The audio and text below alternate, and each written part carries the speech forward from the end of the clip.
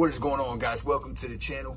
If you're new around here, my name is Sergeant Grimes. I'm an active duty U.S. Army soldier. I've been in the Army for about 8 years, and I'm currently serving as an Army recruiter, so I got a bunch of information for you. But today, I'm going to be laying out basic training from A to Z. Things you need to know, how the schedule is going to go, how to be successful.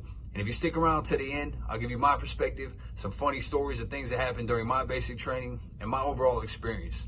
If you enjoy this type of content, please give me a thumbs up, hit that subscribe button down below. It would be much appreciated.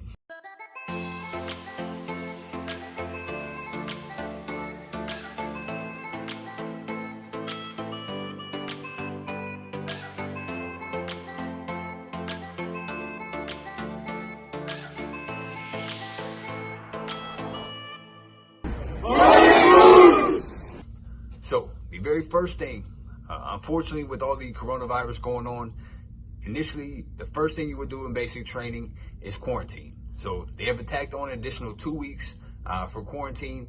So during that time, you will be quarantined. Now, different basic trainings may do it differently, but generally, you'll do 2 weeks of quarantine and then 3 to 5 days of in-processing, which is called reception.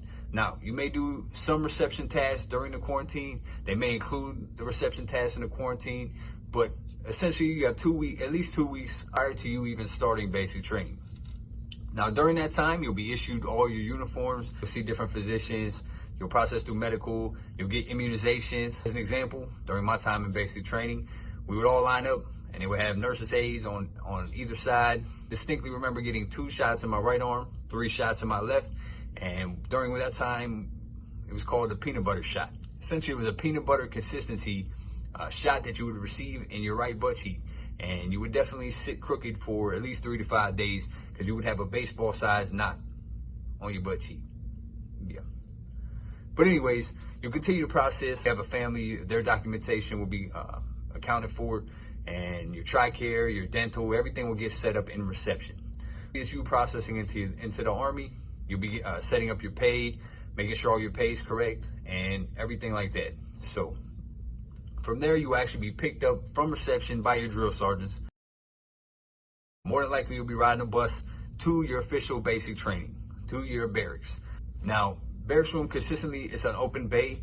You'll have 40 to 50 other soldiers in the same bay with you. Generally, it's bunk beds. You'll have your own wall locker. You share a bathroom with individual stalls and showers.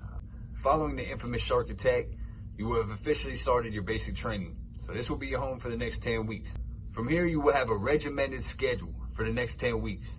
I mean, from 5 o'clock in the morning till 9 o'clock at night, your day will be entirely filled with tasks. It will fly by. Before you know it, you'll be 3, 4, 5, 6, 7, 8 weeks into your training and not even realize it. Time flies. So as a rule of thumb, your schedule will start 5:30 PT in the morning.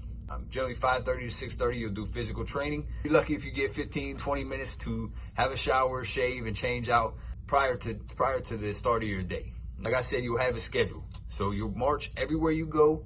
You'll march to breakfast chow at the DFAC, the dining facility, and you'll march back for any type of training. You may have different classroom training or range training or go to the field. It all just depends on where you're at in your training and the schedule for the day.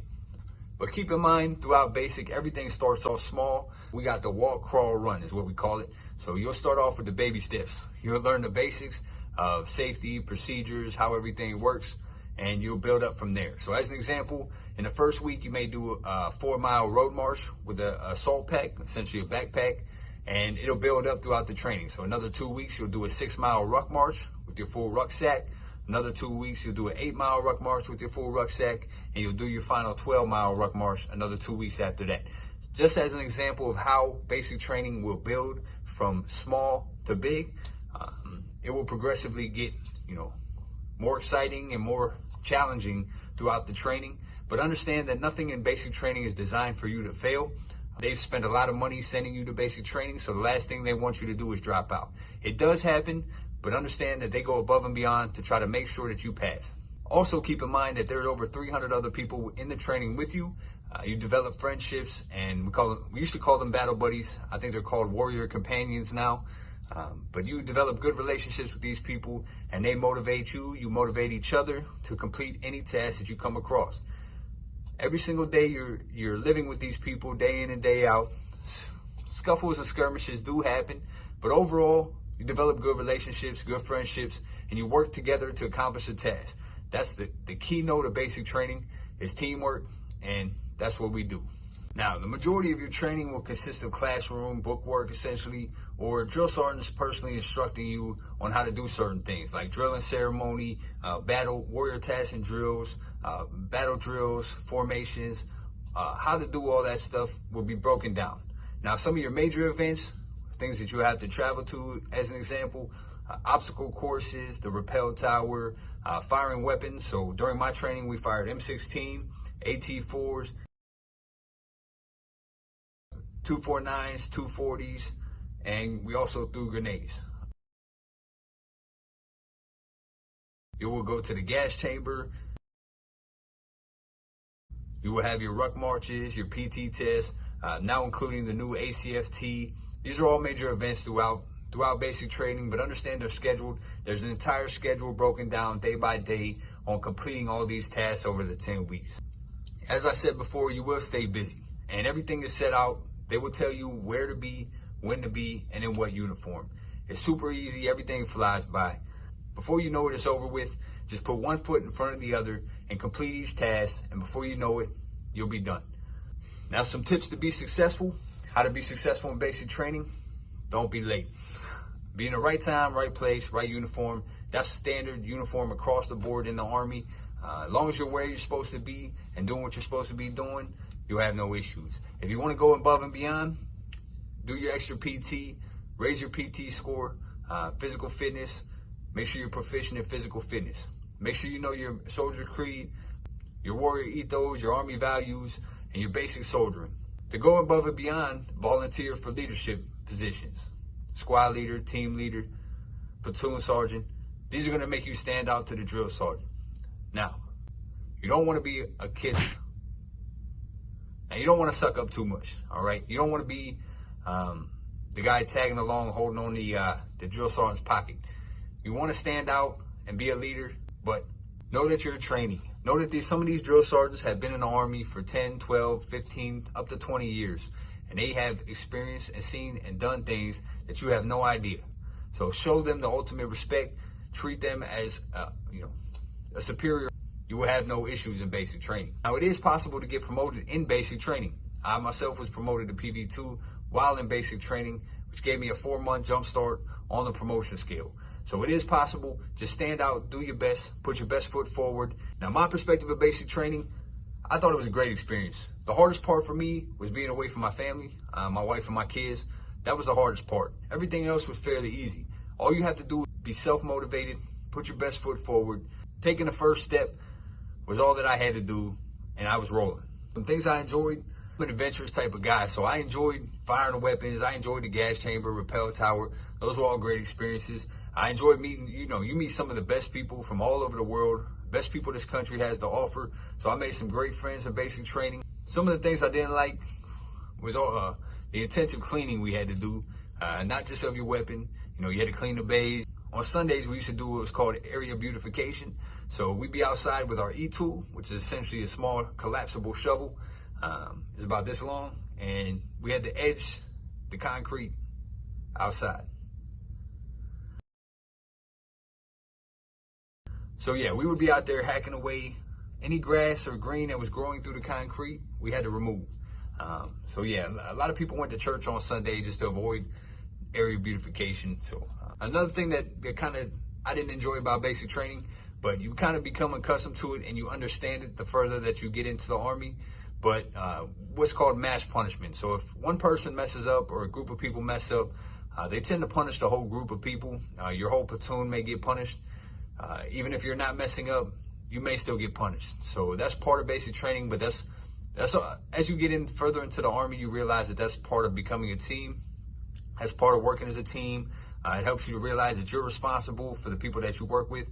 You're responsible for the soldier to your left and right, because ultimately, they can mean your safety and well-being, and you can be detrimental to their safety and well-being if somebody's not doing the right thing. So that's essentially what it's for, but I definitely did not enjoy that part of basic training. Some funny things that happened during my basic training. the funniest thing by far, we were out of the range. I don't remember which range it was, but we were waiting. We were all staging our gear in formation. We were all sitting down on our gear in formation. And the commander, first sergeant, everybody was there. All the drill sergeants were up by the front of the boxes. And the commander and some of the drill sergeants caught a funny smell. Immediately, Drill Sergeant Willie hopped out of the box. He said, "All right, who passed gas in my formation?" So nothing went by. If somebody doesn't fess up right now, you're all getting smoked. So essentially, it's doing push-ups and sit-ups, having a workout. So you got 10 seconds to fess up. So eventually, the kid stands up, walks over. So front leader rest position, move. Gets down to push-up position. He said, "All right, Private, when you go down, I want you to make a fart sound. And when you go up, I want you to say, 'Ooh, that's nasty.'" So literally, he had him 10 reps. "Ooh, that's nasty. Ooh, that's nasty. Ooh, that's nasty." Drill Sergeant Willie, I will take that memory with me to my grave. Yeah, so crazy things happen like that all throughout basic training. You guys understand, you're living together, working together. You guys develop relationships. You have a lot of fun. And that's probably the best part about basic training is the relationships you develop, and you work with strangers to accomplish tasks. And by the end of the 10 weeks, a lot of them become like family. And that's a general rule of thumb in the Army. Everybody in uniform is your brother and sister, and that's it. But overall, basic training taught me a lot. It opened my eyes to a lot. Let me know that I'm capable of much more than I thought I was. I overcame, and I'm on to the next task. And that just progressed on to my career in the Army. I've done and participated in things that I never thought was possible, and that I've grown. I've grown as a person. I've grown into a leadership role. It developed me. It developed me as a person, and basic training was that first step. And yeah, I'm definitely grateful. I do not regret basic training at all. And yeah, hopefully that covered a lot of the information you may be looking for about basic training. If you guys have any more questions, or if there's anything I missed that you would like me to address, go ahead, drop a comment down below. Don't forget to like and subscribe. I greatly appreciate your time.